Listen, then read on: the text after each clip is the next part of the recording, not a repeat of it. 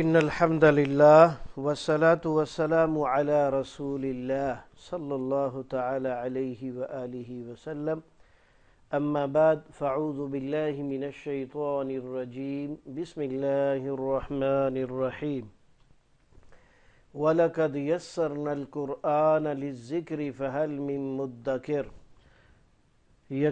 یقیناً بلا شبہ ہم نے قرآن مجید کو سمجھنے کے لیے بالکل آسان بنا دیا ہے، کیا کوئی ہے جو اس سے نصیحت حاصل کرے؟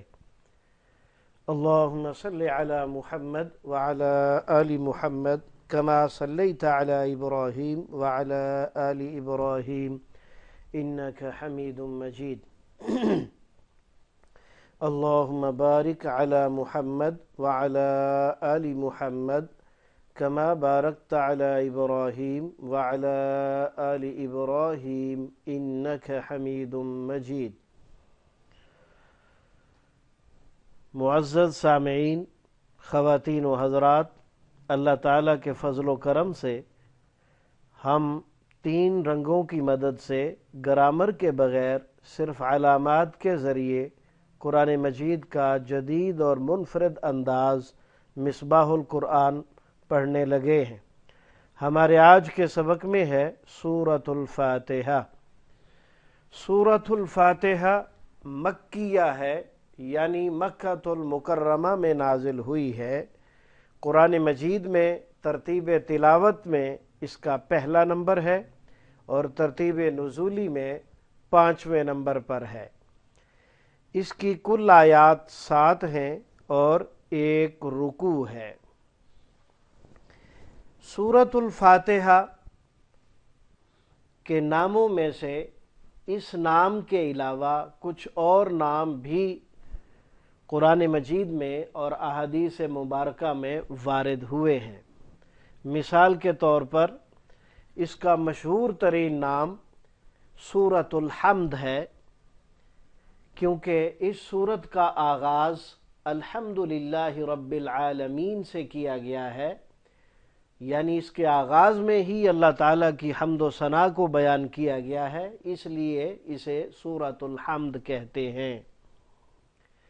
اس کے ناموں میں دوسرا نام الصلاۃ ہے، کیونکہ یہ سورت ہر نماز کی ہر رکعت میں پڑھی جاتی ہے، اس لیے اسے سورۃ الصلاۃ بھی کہتے ہیں۔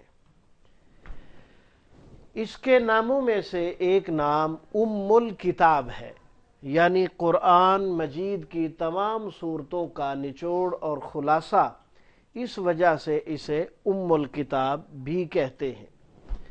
اس کے ناموں میں سے ایک نام السبع المثانی بھی ہے۔ السبع 7، المثانی بار بار پڑھی جانے والی آیات۔ اسی طرح اس کے ناموں میں سے ایک نام الشفا ہے، سورۃ الشفا۔ حدیث مبارکہ میں ہے فی فاتحۃ الکتاب شفاء من کل داء۔ سورۃ فاتحہ میں اللہ سبحانہ و تعالی نے ہر بیماری کی شفا رکھی ہے، یعنی بڑی سے بڑی اور خطرناک سے خطرناک اور موذی سے موذی ترین بیماریوں کا علاج اللہ رب العزت نے سورۃ فاتحہ کے اندر رکھ دیا ہے۔ بس اس میں جو سب سے زیادہ اہم بات ہے، دم کرتے وقت آپ کو جتنا اس کے شفا ہونے پر یقین ہوگا اتنی جلدی مریض شفا یاب ہوگا، کیونکہ اللہ سبحانہ و تعالی بندے کے یقین اور ایمان کے مطابق بندہ جو سوچ رہا ہوتا ہے، جو اس کا گمان ہوتا ہے، ویسے ہی کر دیتے ہیں۔ اس کے مشہور ناموں میں سے ایک نام الرقیہ ہے، اور اس حوالے سے بڑی مشہور حدیث ہے جو کہ صحابہ کرام ایک سفر میں تھے اور انہوں نے کسی قبیلے کے قریب پڑاؤ ڈالا اور ان سے اپنی ضیافت کا ذکر کیا۔ انہوں نے ضیافت کرنے سے انکار کر دیا۔ تقریباً آدھی رات کا وقت تھا کہ قبیلے میں سے ایک آدمی ان کے پاس آیا اور آ کے کہنے لگا کہ ہمارے سردار کو بچھو نے ڈس لیا ہے، تم میں سے کوئی شخص ہے جو اس کو دم کر دے۔ تو صحابہ کرام میں سے سیدنا ابو سعید خدری رضی اللہ تعالی عنہ جو ہے وہ اس کام کے لیے ان کے پاس گئے۔ اس حوالے سے دو روایات ہیں۔ ایک روایت تو یہ ہے کہ راوی کہتے ہیں کہ چونکہ انہوں نے ضیافت نہیں کی تھی تو انہوں نے 30 بکریاں جو ہیں وہ ان سے طے کر لیں کہ آپ کے مریض کو شفا مل گئی تو ہم آپ سے 30 بکریاں لیں گے۔ اور دوسری روایت میں جنرل بات ہے کہ انہوں نے دم کے بعد 30 بکریاں دیں۔ جب دم کیا، سورۃ فاتحہ پڑھ کے دم کیا، اس کو اللہ نے شفا عطا فرمائی۔ بچھو کے زہر کو اللہ نے ناکام کیا اس کے دم کے ساتھ، تو پھر انہوں نے اس کو 30 بکریاں دے دیں۔ جب وہ بکریاں لے کے سیدنا ابو سعید خدری رضی اللہ تعالیٰ عنہ واپس تشریف لائے تو باقی صحابہ سے اس حوالے سے مشورہ کیا تو انہوں نے کہا کہ ان کو ایسے ہی رہنے دیں، نبی علیہ الصلوۃ والسلام کے پاس ہم جائیں گے، اس بات کا ان سے ذکر کریں گے، تو آپ جیسے فرمائیں گے ہم ویسے کریں گے۔ جب نبی علیہ الصلوۃ والسلام سے اس واقعہ کا ذکر ہوا تو آپ صلی اللہ علیہ وسلم نے فرمایا کہ یہ بکریاں تقسیم کر لو اور اس میں میرا حصہ بھی نکالو۔ اور اس موقع پر نبی کریم صلی اللہ علیہ وسلم نے ارشاد فرمایا، خیر ما اخذتم علیہ کتاب اللہ، سب سے بہترین رزق وہ ہے جو تمہیں کتاب اللہ کے ذریعے سے حاصل ہو۔ یہ حدیث جو ہم نے آپ کے سامنے ابھی پڑھی ہے، یہ صحیح بخاری میں فضائل القرآن باب فضل و فاتحۃ الکتاب میں حدیث نمبر 5007 میں موجود ہے۔ تو اس حدیث سے یہ بات بھی ثابت ہوتی ہے کہ دم کر کے جو ہے اس سے معاوضہ لیا جا سکتا ہے، اور نبی علیہ الصلوۃ والسلام نے اس معاوضے سے خود بھی فائدہ اٹھایا۔ تو یہ اس کے ناموں کا مختصر سا خلاصہ تھا۔ اب ہم آپ کے سامنے سورۃ الفاتحہ کے فضائل کے حوالے سے چند احادیث جو ہیں وہ ہم ذکر کرنا چاہتے ہیں۔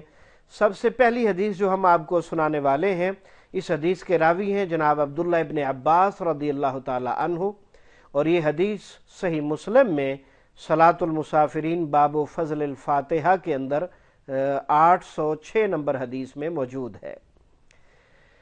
جناب عبداللہ ابن عباس رضی اللہ تعالیٰ عنہ فرماتے ہیں کہ ایک دفعہ جبریل علیہ الصلوۃ والسلام نبی علیہ الصلوۃ والسلام کے پاس بیٹھے ہوئے تھے۔ انہوں نے اپنے اوپر زور سے دروازہ کھلنے کی آواز سنی، سر اٹھایا اور فرمایا، یہ آسمان کا ایک دروازہ ہے جو آج کھولا گیا ہے، آج سے پہلے یہ کبھی نہیں کھولا گیا۔ تو اس سے ایک فرشتہ اترا ہے۔ پھر فرمایا، یہ فرشتہ زمین پر اترا ہے، آج سے پہلے کبھی نہیں اترا۔ یہ دروازہ جو کھولا گیا ہے یہ بھی پہلے نہیں کھولا گیا، اور جو فرشتہ نازل ہوا ہے یہ زمین پر پہلے کبھی نہیں اترا۔ اس فرشتے نے آ کر سلام کہا اور کہا نبی علیہ السلام کو، آپ کو 2 نوروں کی خوشخبری ہو، آپ کو 2 نوروں کی خوشخبری ہو جو آپ کو دیے گئے۔ آپ سے پہلے وہ کسی نبی کو عطا نہیں ہوئے۔ وہ 2 نور کون سے ہیں؟ پہلا نور سورۃ الفاتحہ، دوسرا نور سورۃ البقرہ کی آخری 2 آیات۔ فرمایا، آپ ان میں سے جو حرف بھی پڑھیں گے وہ چیز آپ کو ضرور عطا کر دی جائے گی۔ اور اگر ان دونوں نوروں کا بغور مطالعہ کیا جائے تو یہ بات بڑی اچھی طرح سمجھ آتی ہے کہ سورۃ الفاتحہ میں ہم نے اللہ تعالیٰ سے ہدایت مانگی ہے، مدد مانگی ہے، تو وہ اللہ تعالیٰ ہمیں عطا فرمائیں گے۔ اور اسی طرح سورۃ البقرہ کی آخری آیات میں بھی بہت ساری دعائیں مانگی گئی ہیں، اور خاص طور پر اپنے گناہوں کی معافی اور اس کے ساتھ ساتھ اپنی برائیوں سے بچنے کی دعا، اور کافروں کے خلاف نصرت جو ہے اور مدد کی درخواست، اور بھی بہت ساری چیزیں اس میں ہیں۔ تو یقیناً جو شخص ان کو پڑھے گا، ان آیات میں اللہ تعالیٰ سے جو مانگا گیا ہے اللہ تعالیٰ اسے وہ ضرور عطا فرمائیں گے۔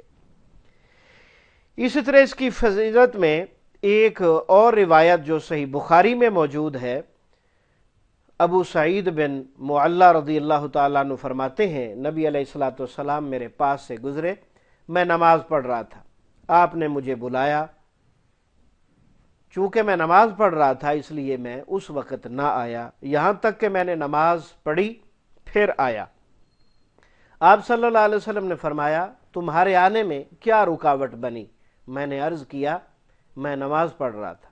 آپ صلی اللہ علیہ وسلم نے فرمایا کیا اللہ تعالیٰ نے فرمایا نہیں کہ اے لوگو جو ایمان لائے ہو اللہ کی اور اس کے رسول کی دعوت قبول کرو؟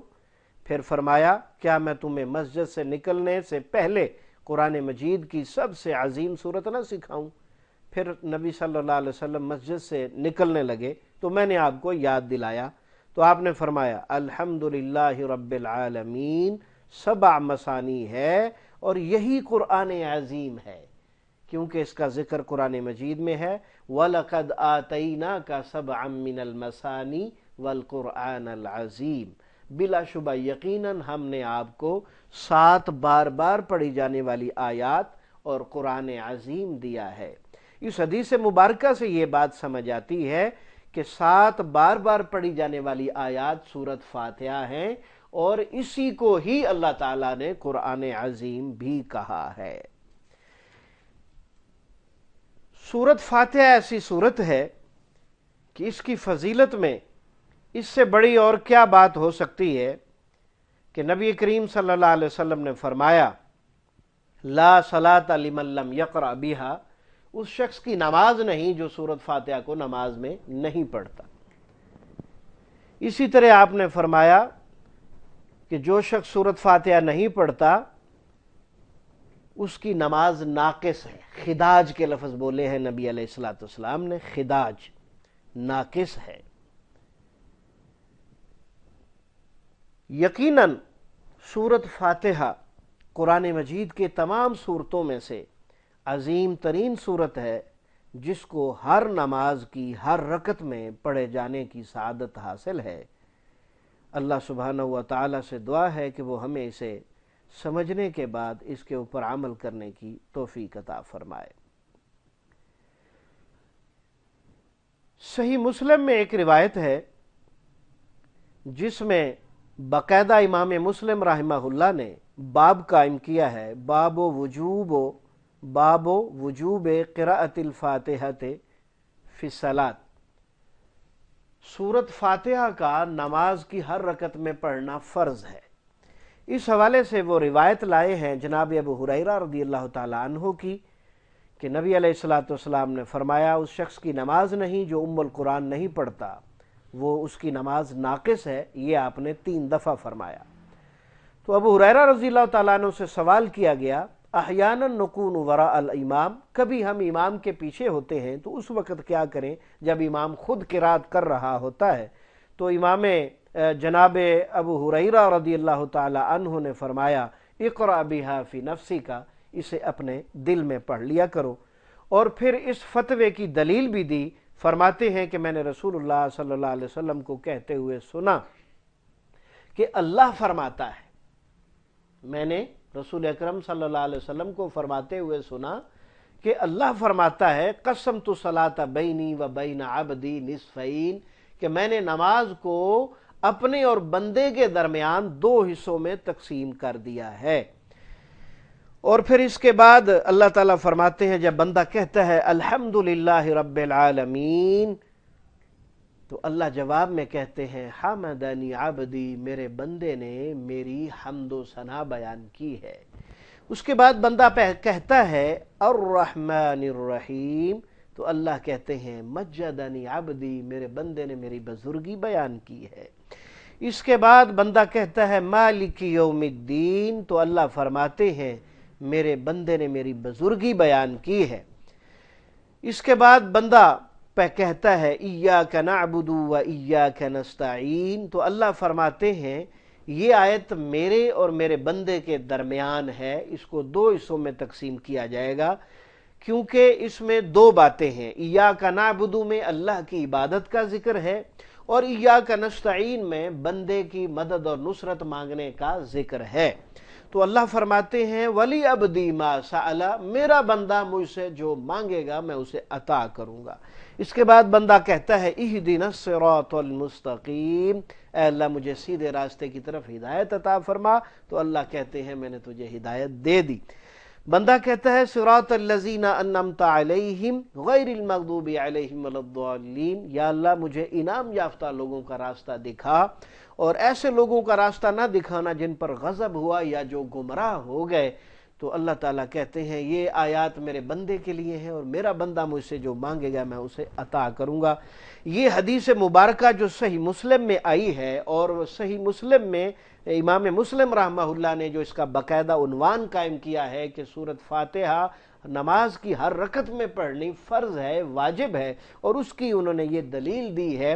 اللہ نے کہا ہے کہ میں نے نماز کو اپنے اور بندے کے درمیان تقسیم کر دیا ہے، اور حالانکہ اللہ رب العزت نے سورۃ فاتحہ کی تقسیم کا ذکر کیا ہے، تو اس کا عین مطلب یہ ہوگا کہ سورۃ فاتحہ باقاعدہ نماز ہے۔ تو یہ اس کی فضیلت میں چند موٹی موٹی باتیں تھیں جو ہم نے آپ کے سامنے بیان کر دیں۔ اب ہم جو ہے وہ اس سورت کے مختصر خلاصے کی طرف آتے ہیں کہ اس سورت میں اللہ رب العزت نے کیا کچھ بیان کر دیا ہے۔ اس سورت میں سب سے پہلی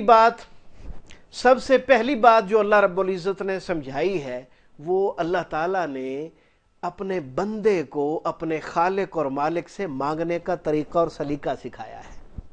سب سے پہلی بات جو سکھائی ہے، اور اس کا طریقہ کیا ہے؟ طریقہ یہ ہے کہ جب بھی اللہ تعالیٰ سے مانگنا ہے سب سے پہلے اس کی حمد و ثنا بیان کرنی ہے، اس کی صفات کا ذکر کرنا ہے، اس کی اچھائیوں کا ذکر کرنا ہے۔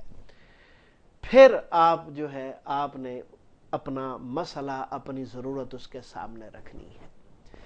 نبی کریم صلی اللہ علیہ وسلم نے اس حوالے سے مزید وضاحت فرمائی کہ فرمایا کہ تم میں سے کوئی شخص اگر یہ چاہتا ہے کہ اس کی دعا ضرور قبول ہو تو اسے چاہیے کہ سب سے پہلے اللہ تعالیٰ کی حمد و ثنا بیان کرے، اور اس چیز کے لیے سب سے اچھی چیز سورۃ الفاتحہ ہے۔ سورۃ الفاتحہ آپ پڑھ لیں، اللہ تعالیٰ کی بہترین حمد و ثنا ہو جائے گی۔ اس کے علاوہ بھی کافی الفاظ ہیں جو پڑھے جا سکتے ہیں۔ اس کے بعد نبی کریم صلی اللہ علیہ وسلم فرماتے ہیں کہ درود پاک پڑھو، درود ابراہیمی پڑھو، اس کے بعد تم جو مانگو گے اللہ تمہیں عطا فرمائے گا۔ تو اس صورت میں بھی اللہ سبحانہ و تعالیٰ نے سب سے پہلے اپنی حمد و ثنا کا ذکر کیا۔ الحمدللہ رب العالمین، کل کائنات کے اندر جتنی حمد و ثنا کی شکلیں اور صورتیں ہو سکتی ہیں وہ تمام کی تمام اللہ رب العزت کے لیے خاص ہیں۔ الرحمن الرحیم، الرحمن اور الرحیم ان دونوں لفظوں کا تعلق رحمت سے ہے۔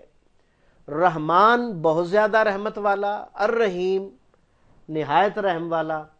اس کے دونوں ترجمے لکھے ہوتے ہیں، کبھی لکھا ہوتا ہے بہت بڑا مہربان نہایت رحم والا، کبھی پہلے لکھا ہوتا ہے نہایت رحم والا بہت بڑا مہربان، یعنی آگے پیچھے الفاظ اس کے ہوتے ہیں۔ اصل میں دونوں ہی مبالغے کے الفاظ ہیں، اور ان دونوں کے اندر یعنی اللہ تعالیٰ کی بہت زیادہ رحمت اور وسعت کا ذکر ہے۔ اور ان میں سے جو رحمان کی صفت ہے اس سے اللہ رب العزت اس وقت متصف ہیں۔ یہی وجہ ہے کہ اللہ سبحانہ و تعالی ہر کافر کو، ہر مشرک کو، ہر بے ایمان کو، ہر دہریے کو، ہر مسلمان کو، کائنات کے ہر فرد کو بلا روک ٹوک مکمل رزق عطا فرما رہے ہیں، کیونکہ اللہ رحمان ہے، اور اس کی اس رحمان ہونے کی وجہ سے ہی سب کو برابر رزق مل رہا ہے۔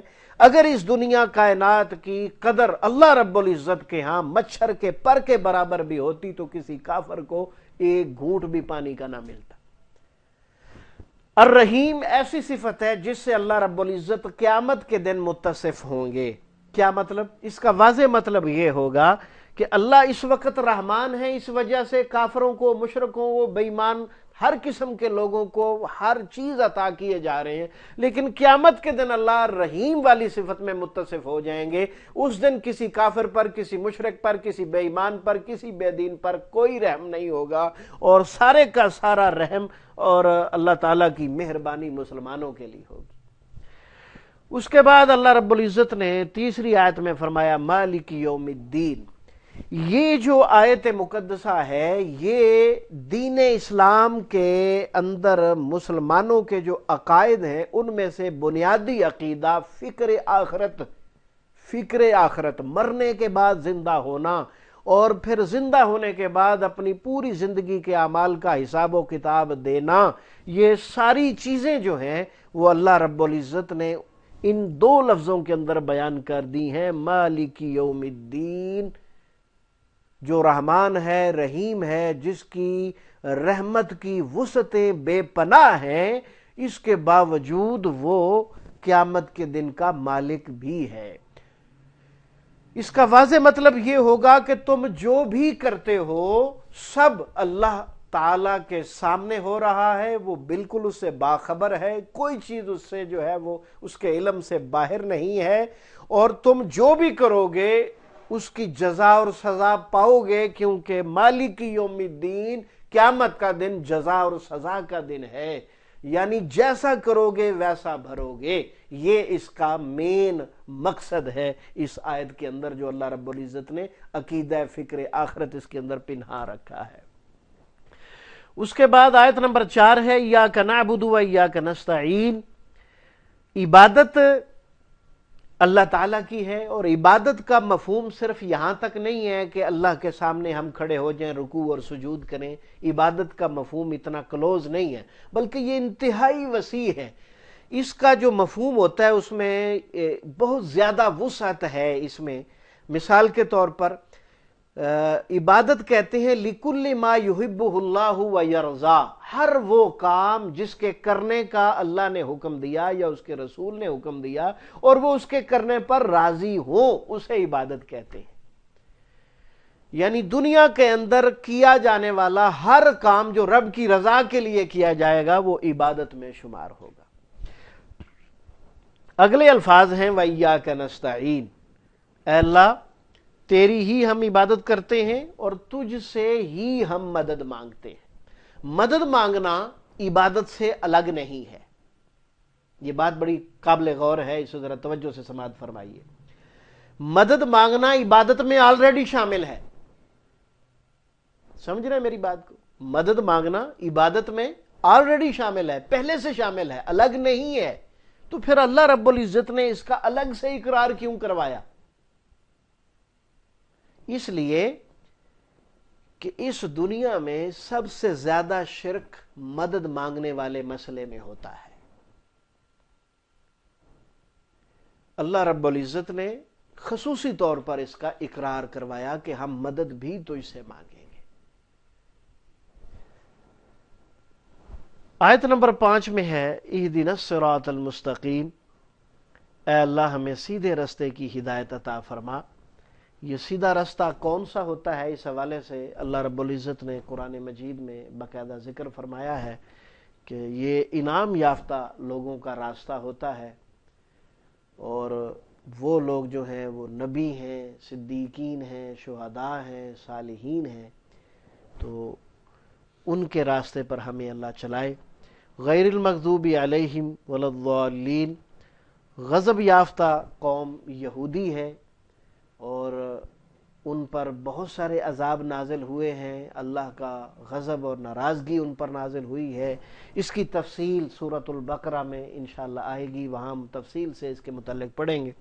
اور ولضالین سے مراد جو ہیں وہ عیسائی ہیں، یہ لوگ جو ہے دین میں اضافے کر کے گمراہ ہوئے ہیں، تو اللہ رب العزت نے ان کے راستے سے بھی پناہ جو ہے وہ ہمیں دی ہے، اللہ سے ہم پناہ مانگ رہے ہیں اس حوالے سے۔ تو یہ بنیادی باتیں تھیں جو سورۃ الفاتحہ کے حوالے سے سمجھنے والی باتیں تھیں۔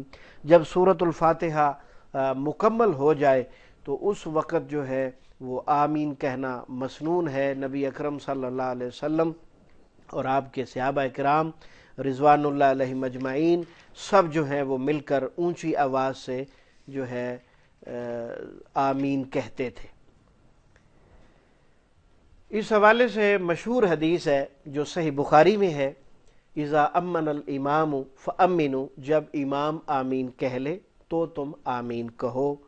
اور اگلے الفاظ ہیں فمن وافق تامینہ تامین الملائکہ فقد غفر لہ ما تقدم من ذنبہ، جس کی آمین فرشتوں کی آمین سے مل گئی اس کے پچھلے سارے گناہ معاف کر دیے جائیں گے۔ تو اس حدیث سے یہ بات واضح طور پر سمجھ آتی ہے کہ جب سورۃ الفاتحہ امام ختم کرے گا تو اس کے بعد وہ آمین کہے گا، تو وہ آمین شروع کر لے تو آپ شروع کر لیں، یا اس کو آمین شروع کیے ہوئے کچھ وقفہ ہوا ہو، ابھی اس نے مکمل نہیں کی، کہہ رہا ہے تو آپ پیچھے سے شروع کر سکتے ہیں، لیکن امام سے پہلے آمین نہیں کہہ سکتے، جو کہ سنت کی خلاف ورزی ہو جائے گی۔ آئیے اب ہم آگے بڑھتے ہیں، ہم اس کے باقاعدہ ترجمے کو سیکھنے کی کوشش کرتے ہیں۔ ہم ترجمۃ القرآن دو مختلف اسلوب میں پڑھیں گے۔ پہلا اسلوب ترجمہ قرآن بذریعہ علامات۔ یہ علامات باقاعدہ طور پر تفصیلی طور پر ہم آپ کو معلم القرآن میں پڑھا چکے ہیں، اور یہاں سمجھنے والی بات یہ ہے کہ یہ جو ایک خانے میں آپ کو کلر نظر آئیں گے، سرخ کلر ایک علامت کے لیے ہے، نیلا جو ہے وہ دوسری علامت کے لیے ہے، اور کالا کلر جو ہے وہ اصل لفظ کے لیے ہوتا ہے۔ اور اگر ایک ہی خانے میں دو سے زیادہ علامتیں آ گئی ہیں تو پہلی علامت سرخ، دوسری نیلی، تیسری سرخ، چوتھی نیلی، پانچویں سرخ، چھٹی نیلی، یعنی ترتیب سے بدلتے رہیں گے، ترتیب سے بدلتے رہیں گے، پہلی سرخ دوسری نیلی، پہلی سرخ دوسری نیلی، ترتیب سے بدلتے رہیں گے۔ اور کالا لفظ جو ہے وہ اصل کالا رنگ اصل لفظ کے لیے ہوتا ہے، جو اس کا روٹ اور مادہ ہوتا ہے۔ تو آئیے آغاز کرتے ہیں۔ بسم اللہ الرحمن الرحیم، اللہ کے نام سے ہم شروع کرتے ہیں۔ الرحمن جو کہ بہت بڑا مہربان ہے۔ بسم اللہ میں جو سب سے پہلی علامت ہے بی، اس بی کے قرآن مجید میں کافی تراجم استعمال ہوتے ہیں، آپ کے سامنے ہیں۔ بی کا جو مشہور ترجمہ ہے وہ سے اور ساتھ ہوتا ہے، کبھی اس کا ترجمہ اس وجہ سے بھی ہوتا ہے، پر بھی ہوتا ہے، کا، کی، کے، کو، ان میں سے کوئی ایک ہو جاتا ہے، بدلے میں بسبب بھی ہوتا ہے۔ تو یہ سارے بی کے تراجم ہیں، ان میں سے جو ہے وہ دو ترجمے پہلے والے جو ہیں وہ اس کے ہو سکتے ہیں، بسم اللہ، اللہ کے نام سے یا اللہ کے نام کے ساتھ۔ تو جو بھی کام ہم کریں گے وہ اس کے ساتھ لنک ہو جائے گا۔ مثلا میں پڑھنے لگا ہوں، بسم اللہ، اللہ کے نام سے پڑھتا ہوں، کھانا کھانے لگا ہوں، اللہ کے نام سے کھاتا ہوں، جو بھی کام کریں گے وہ اس بی کے ذریعے لنک ہو جائے گا۔ الرحمن نہایت مہربان، الرحیم بہت رحم کرنے والا۔ الرحمن اور الرحیم ان سانچوں میں ڈھلے ہوئے اسماء میں مبالغے کا مفہوم پایا جاتا ہے، یعنی بہت زیادہ رحم کرنے والا۔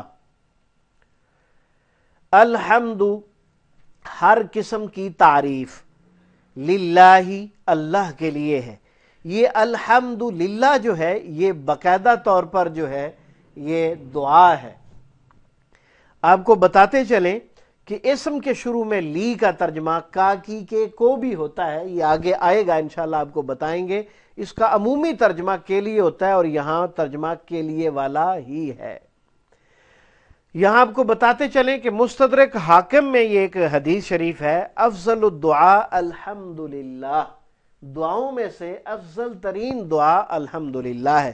اور صحیح مسلم میں 556 نمبر حدیث ہے، الحمدللہ تملأ المیزان، اگر کوئی شخص اللہ کا ذکر کرتے ہوئے ایک مرتبہ الحمدللہ بولتا ہے تو اللہ تعالیٰ میزان یعنی ترازو کو بھر دیتے ہیں۔ اور آپ کے علم میں ہونا چاہیے کہ وہ ترازو جو قیامت کے دن اعمال تولنے کے لیے اللہ نے نافذ کرنا ہے، نصب کرنا ہے، وہ اتنا بڑا ہے کہ ساتوں زمینوں اور آسمانوں کو اس میں ڈال دیا جائے تو وہ پھر بھی نہیں بھرے گا، اور ایک دفعہ الحمدللہ کہنے سے پورا ترازو بھر جائے گا۔ یہ بہت بڑی جو ہے یہ دعا ہے، ہاں جی، دل سے، خلوص سے، محبت سے، چاہت سے، ہاں جی، ساتوں آسمان اور زمین ڈالے جائیں، فی کفاتن ایک پلڑے میں، تو وہ اس سے نہیں بھرے گا، اور الحمدللہ تملأ المیزان یہ مکمل ترازو کو بھر دے گا۔ بہت بڑی دعا ہے۔ رب العالمین، رب ہے تمام جہانوں کا۔ آخر میں جو آپ علامت دیکھ رہے ہیں یا نون زبر نا، یہ جمع مذکر کی علامت ہے جس کا ترجمہ سب یا تمام کیا جاتا ہے۔ عالم کہتے ہیں خلائق کے مجموعے کو، خلائق یعنی مخلوق کی جمع آگے آئے گی، خلائق یعنی بہت ساری مخلوقات کے مجموعے کو عالم کہتے ہیں۔ عالم انس، انسانوں کا عالم جیسے جہاں انسان رہ رہے ہیں، عالم جن جہاں جن رہتے ہیں، عالم ملائکہ ہے، عالم وحوش و طیور، ہاں جی، تو اور بھی بہت ساری چیزیں جو ہے وہ عالم میں آ جاتی ہیں۔ الرحمن نہایت مہربان، الرحیم بہت رحم کرنے والا، اس میں مبالغہ پایا جاتا ہے، اس حوالے سے ہم تفصیل سے پہلے ہی گفتگو کر چکے ہیں۔ مالکی، مالک ہے، یوم الدین بدلے کے دن کا، یوم کا معنی دن اور الدین بدلے کے دن کا۔ دین کے معنی اور بھی قرآن مجید میں استعمال ہوئے ہیں۔ دین کا معنی بدلہ، طریقہ، ضابطہ و قانون، غلبہ و اقتدار، یہ معنی بھی قرآن مجید میں استعمال ہوئے ہیں۔ جہاں جہاں اس سے متعلقہ آیات آئیں گی انشاءاللہ تفصیل سے ہم پڑھیں گے۔ ایاکا، صرف تیری ہی۔ ایاکا جو ہے یہ ایسی ضمیر ہے، مطلب ایسا لفظ ہے، ایسا اسم ہے کہ اس کے اندر بڑی خصوصیت پائی جاتی ہے، اور یہ قرآن مجید میں آپ کے سامنے مقامات دیے ہوئے ہیں۔ کہیں یا کا آیا ہے، یا ہو آیا ہے، یا آیا ہے، یا نہ آیا ہے، ہاں جی، یہ سارے حوالے بھی آپ کے سامنے ہیں۔ تو ان سب کے اندر صرف اور ہی یعنی بڑی تاکید کا مفہوم ہوتا ہے۔ ایاک نعبد، صرف تیری ہی ہم عبادت کرتے ہیں۔ صحابہ کرام اس حوالے سے مزید وضاحت کرتے ہیں کہ اس کا مفہوم یہ ہے کہ یا اللہ ہم تیری عبادت کرتے ہیں، تیرے علاوہ کسی اور کی نہیں کرتے ہیں، یعنی دوسروں کی عبادت کی اس میں نفی پائی جاتی ہے۔ مزید یہ کہ اس نعبدو میں آپ دیکھ رہے ہیں کہ شروع میں نون ہے، اور معلم القرآن کے دوسرے سبق میں آپ نے یہ پڑھا ہے یا تا حمزہ نون، یا کا معنی وہ، تا کا تو ماپ، حمزہ کا میں، نون کا معنی ہم، یہ آپ پڑھ چکے ہوئے ہیں۔ تو یہاں نون کا معنی ہم ہے، تو نعبدو ہم عبادت کرتے ہیں یا کریں گے۔ یاد رہے کہ عبادت کے مختلف معنی قرآن مجید میں اور بھی بیان ہوئے ہیں۔ یہاں جنرل معنی ہے عبادت، پوجا و پرستش، اطاعت و فرما برداری، بندگی و غلامی، اور ملازمت بھی عبادت میں شامل ہوتا ہے۔ وَإِيَّاكَ، اور صرف تجھ سے ہی، نستعین ہم مدد مانگتے ہیں۔ نستعین اس میں آپ دیکھ رہے ہیں کہ نون کا معنی ہم تو آپ پہلے سے جانتے ہیں، سین تا نیلا رنگ دوسری علامت ہے۔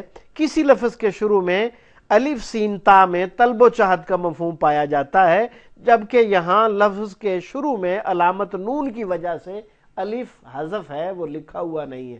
جب اور علامت ساتھ مل جائے تو الف لکھا نہیں جاتا، اگر اور علامت نہ ہو تو یہ الف سین تا استغفار شروع میں الف آتا ہے۔ بات سمجھ آئی؟ تو یہاں اور علامت ساتھ مل گئی ہے، اس لیے الف نہیں لکھا جائے گا۔ ایاک نستعین ہم تجھ سے مدد مانگتے ہیں، تو یہ سین اور تا جو ہے اس کا مفہوم ہے مانگنا۔ ایاک نستعین صرف تجھ سے ہی ہم مدد مانگتے ہیں۔ اہدنا ہدایت دے ہمیں، یہ نا جو ہے فعل کے آخر میں ہے، اس سے پہلے حرف پر زبر یا زیر ہو تو ترجمہ ہمیں کیا جاتا ہے، یہ بات بھی آپ معلم القرآن میں پڑھ چکے ہیں۔ الصراط المستقیم سیدھے راستے کی، وہ راستہ کون سا ہو مزید وضاحت کرتے ہیں اللہ رب العزت اگلی آیت میں۔ صراط راستہ، الذین ان لوگوں کا جو، الذین جو ہے یہ جمع مذکر کی علامت ہے، اس کا ترجمہ جو، جن، جنہیں، جنہوں نے وغیرہ کیا جاتا ہے۔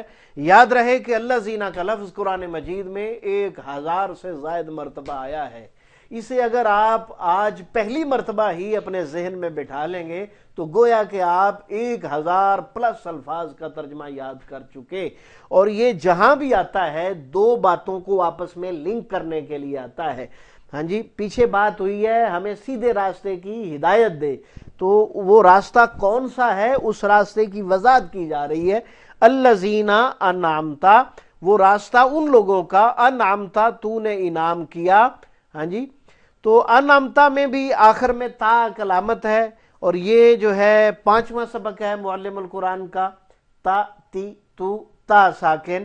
تو اس میں آپ نے پڑھا ہے تا کا معنی تو نے، اور تو کا معنی میں نے، انعمتا تو نے انعام کیا، علیہم ان پر۔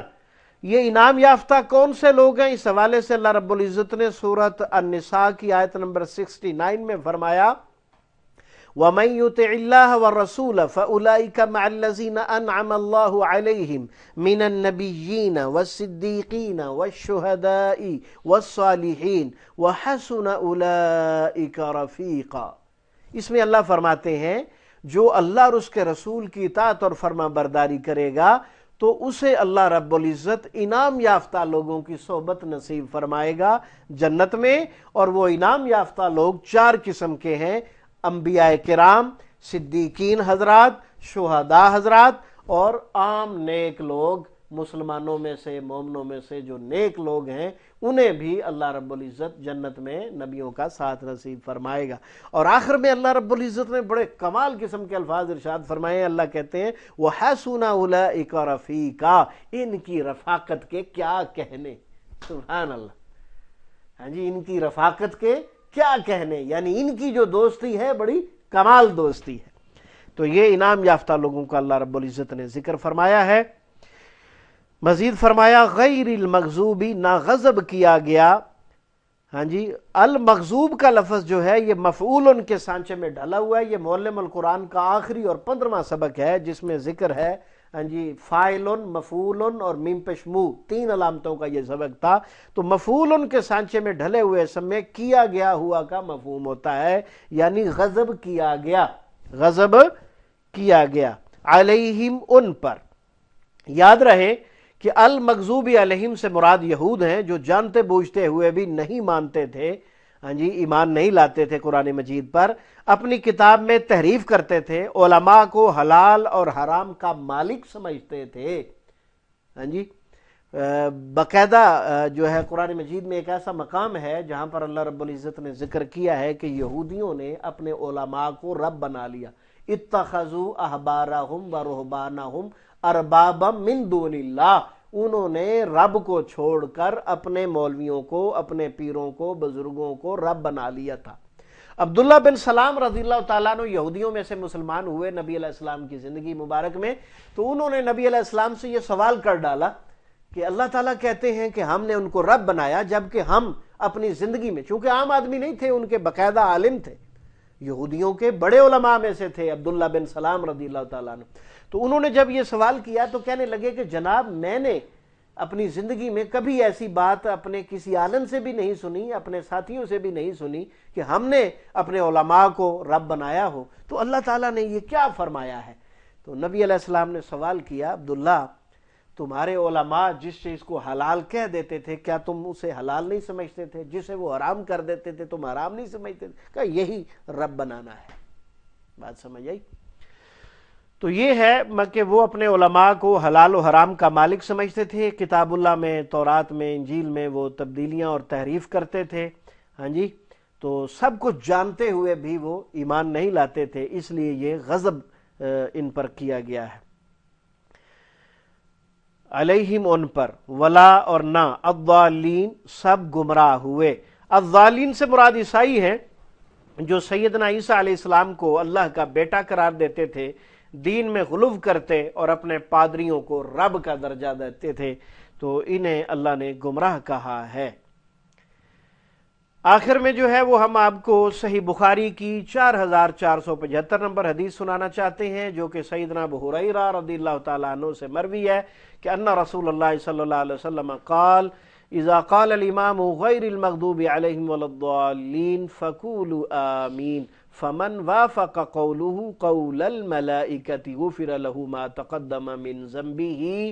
اللہ کے پیغمبر فرماتے ہیں جب امام غیر المغضوب علیہم ولا الضالین کہے تو تم آمین کہو، جس کی آمین کہنا فرشتوں کی آمین کہنے سے متفق اور مل گیا تو اس کے پچھلے سارے گناہ معاف کر دیے جائیں گے۔ یہ حدیث مبارکہ اس بات کی دلیل ہے کہ سورۃ فاتحہ کے بعد آمین اونچی آواز سے کہنی چاہیے۔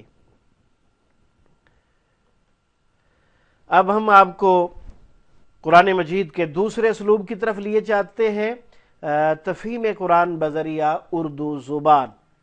ہمارے اس اسلوب میں قرآن مجید میں 65% الفاظ اردو میں معمولی فرق سے یا بالکل ویسے استعمال ہوتے ہیں جنہیں کالا رنگ دیا گیا ہے، 20% الفاظ بار بار استعمال ہو کر خود بخود یاد ہو جاتے ہیں جنہیں نیلا رنگ دیا گیا ہے، 15% الفاظ خالص عربی کے مشکل اور نئے الفاظ ہیں جنہیں سرخ رنگ دیا گیا ہے۔ آئیے ہم اسے دیکھتے ہیں۔ پوری سورۃ فاتحہ آپ کے سامنے ہے اور اس کے جو کالے رنگ میں الفاظ آپ کو نظر آ رہے ہیں یہ 65% الفاظ ہیں، نیلے والے 20% ہیں جو بار بار آئیں گے، اور 15% آپ نے یاد کرنے ہیں۔ پوری سورۃ فاتحہ آپ کے سامنے ہے۔ پوری سورت میں سے 7 آیات میں سے صرف ایک لفظ ہے الدین، سرخ۔ الدین کا معنی مذہب، مسلک ہم جانتے ہیں، لیکن یہاں قرآن مجید میں اس کا معنی ہے جزا اور بدلہ، اور یہ ترجمہ ہم اپنی زبان میں نہیں جانتے ہیں، اس لیے اس کو سرخ رنگ میں رکھا گیا ہے۔ آئیے اب ہم اس کے ایک ایک لفظ کو پڑھتے ہیں۔ اردو والے الفاظ کا ہم اردو میں جو ہے وہ بریک اپ کرتے ہیں۔ ہاں جی، تو بسم اللہ میں آپ دیکھ رہے ہیں کہ صرف بی کو ہم نے ہائی لائٹ کیا ہوا ہے اور باقی لفظ ہم نے ہلکا کیا ہوا ہے، تو ہم سمجھانا یہ چاہتے ہیں کہ بی اردو میں استعمال ہوتا ہے بالکل، بالمقابل، بالمشافہ، باوضو، باادب، بالکل، بہرحال، یہ سارے الفاظ بی کا معنی سے ساتھ وغیرہ کر رہے ہیں۔ اس کے بعد ہے اسم۔ اب اسم کو ہائی لائٹ کیا ہوا ہے، تو اسم کا الف بی کی وجہ سے لکھنے میں نہیں آ رہا، تو اصل بریکٹ میں ہم نے لکھ دیا ہے کہ اسم ایسا ہوتا ہے۔ تو اسم اردو میں ڈائریکٹ بولا جاتا ہے، اسم، اسم گرامی، اسم با مسمہ۔ ہمارے ہاں جو گورنمنٹ کے مختلف چیزوں میں جو ہے وہ داخلے کے فارم ہوتے ہیں، ان داخلہ فارم میں جو ہے وہ شروع میں نام کی جگہ یہ لفظ لکھا ہوتا ہے میم سین میم یا، اور اوپر شد بھی نہیں ڈلی ہوتی۔ اس کو لوگ پڑھ رہے ہوتے ہیں مسمی، اس کو لوگ کیا پڑھتے ہیں؟ مسمی۔ یہ مسمی نہیں ہے، یہ مسما ہے۔ یہ لفظ اسم سے نکلا، اس کا معنی ہے مسما، میرا نام رکھا گیا ہوا ہے، آگے وہ پھر اپنا نام لکھتا ہے۔ تو یہ لفظ ہے اسم با مسما۔ اس کا معنی ہوتا ہے کہ جیسا بندے کا نام ہے اس کی طبیعت بھی ویسے۔ مثلا ایک بندے کا نام ہے عبد الرحمن، رحمان کا بندہ، اب رحمان رحم سے نکلا ہے، بڑا رحم دل، تو عبد الرحمن کی اپنی طبیعت بھی بڑی رحم دل ہو تو کہتے ہیں اسم با مسمہ ہے۔ بات سمجھ تو آپ کو آ گئی ہوگی۔ آگے بڑھتے ہیں۔ آگے ہے لفظ اللہ۔ یہ ہمارے خالق اور مالک کا اصلی اور ذاتی نام ہے۔ اس کے علاوہ اللہ کے بہت سارے صفاتی نام ہیں جو انشاءاللہ جو آگے آئیں گے اس کی ہم تفصیل سے آپ کو ذکر کریں گے۔ اگلے ہی الفاظ میں جو ہے وہ 2 صفاتی نام بھی موجود ہیں۔ الرحمن، رحم، رحمان اور رحمت تینوں اردو میں بولے جاتے ہیں۔ الرحیم کے ساتھ بھی یہی تینوں الفاظ بولے جائیں گے۔ اس کے بعد الحمد ہے، یہ بھی اردو میں بولا جاتا ہے، آپ بولتے ہیں حمد و ثنا، حمد باری تعالی، محفل حمد و نعت۔ ہاں جی، اسی طرح للہ میں لمز لی جو ہے یہ بھی اردو میں بولا جاتا ہے، مثال کے طور پر لہذا، اور الحمدللہ کا پورا جملہ بھی آپ بولتے ہیں الحمدللہ، یہ بھی مشہور و معروف ہے، لہذا بھی بولا جاتا ہے۔ لفظ اللہ تو آپ پہلے سے جانتے ہیں، یہ ہمارے خالق کا اصلی اور ذاتی نام ہے۔ رب، یہ بھی اس کی صفت ہے، رب کائنات، رب دو جہاں، رب العالمین، پورا جملہ بھی بولا جاتا ہے۔ تو عالمین، عالم کفر، عالم اسلام، عالم دنیا، عالم عقبہ۔ الرحمن، رحمان، رحم، رحمت، الرحیم، رحمان، رحمت، مالکی، مالک، ملکیت، املاک، یوم، یوم، ایام، یوم آخرت، یوم آزادی، الدین، یہ اردو میں نہیں بولا جاتا، دین کا معنی بدلہ، یہ آپ نے یاد کرنا ہے۔ یا کا بار بار آنے والے الفاظ میں سے ہے، صرف تیری ہی، نعبدو، ہم عبادت کرتے ہیں۔ نعبدو میں جو نون ہے وہ تو ہے علامت، باقی لفظ عبد ہے، اور عبد عابد معبود عبادت یہ آپ کی اردو زبان میں بولا جاتا ہے، اس لیے اس کو یاد کرنے کی ضرورت نہیں پڑے گی۔